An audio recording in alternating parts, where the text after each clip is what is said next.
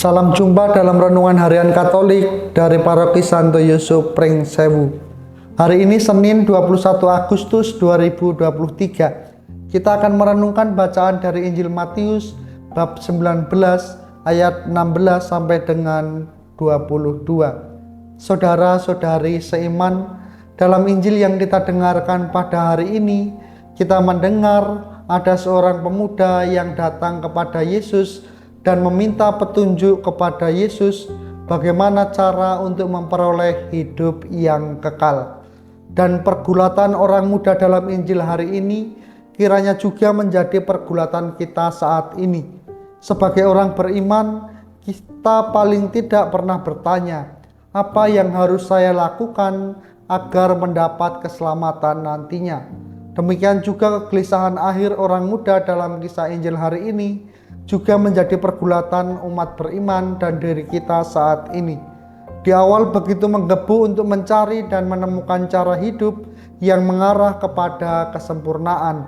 Tetapi ketika mendengar tantangan dari Yesus, pemuda itu pergi dan murung karena ada begitu banyak kekayaan yang melekat padanya. Demikian juga dengan diri kita. Di awal kita begitu bersemangat untuk menjadi orang Kristiani. Di tengah jalan mulai meredup karena berbagai tantangan, terlebih tantangan tentang gaya hidup Kristiani yang seringkali tidak masuk di akal orang pada umumnya.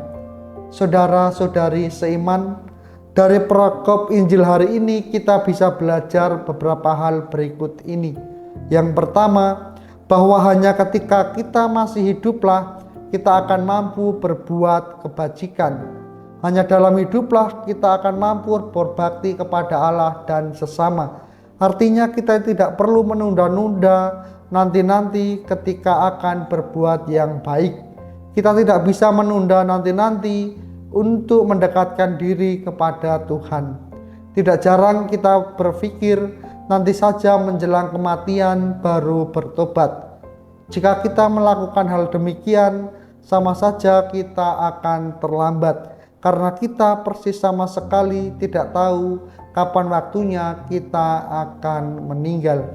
Lalu yang kedua, kita bisa belajar bahwa menuruti perintah hukum agama adalah suatu kebaikan dan juga keunggulan. Namun ternyata jika hanya menuruti hukum itu, kita masih berada di level baik, belum pada kesempurnaan. Dengan jelas Yesus menantang pemuda tadi yang belum puas dengan kebaikan yang dia punya. Jika ingin sempurna, pergilah, jualah segala milikmu dan berikanlah itu kepada orang-orang miskin, maka engkau akan beroleh harta di surga. Kemudian datanglah kemari dan ikutlah aku. Apakah hal itu mudah? Persis seperti orang muda tadi, pergilah ia dengan sedih sebab banyak hartanya. Hal ini mau dikatakan bahwa meninggalkan segala sesuatu yang kita miliki bukanlah perkara yang mudah. Kesempurnaan bukan soal memiliki ini dan itu. Sukses dalam hidup dengan segala prestasi yang didapat, mampu menjadi orang terkenal. Tetapi justru Yesus memberikan pengertian baru bahwa kesempurnaan itu adalah sebuah kenosis atau pengosongan diri seperti yang Yesus lakukan. Memang tidak mudah dan juga perlu pengorbanan.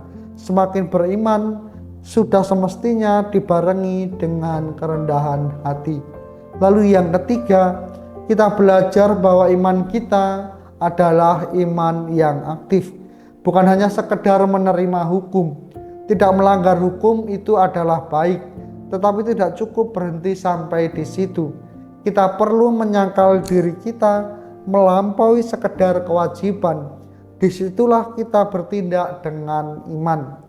Dengan iman kita memakai apa yang kita miliki untuk membantu sesama.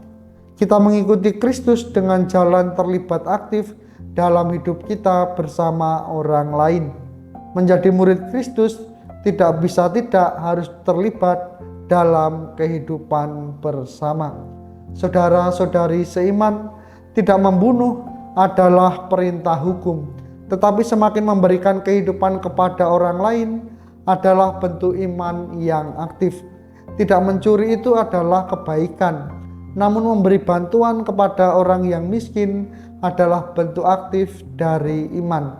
Maka Bapak Ibu saudara-saudari seiman, mari kita berjuang dalam hidup kita sehari-hari untuk memiliki iman yang aktif, untuk mengasihi Allah dan mengasihi sesama dengan melakukan perbuatan baik dan memiliki semangat berbagi dalam hidup kita sehari-hari. Tuhan memberkati.